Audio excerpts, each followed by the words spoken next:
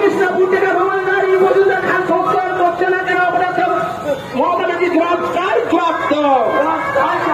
কৃষ্ণপুর থেকে রামলা মজুমদার খান সংস্কার করতে করতে রেখে দিলে কেন? আমরা মুখ্যমন্ত্রী জবাব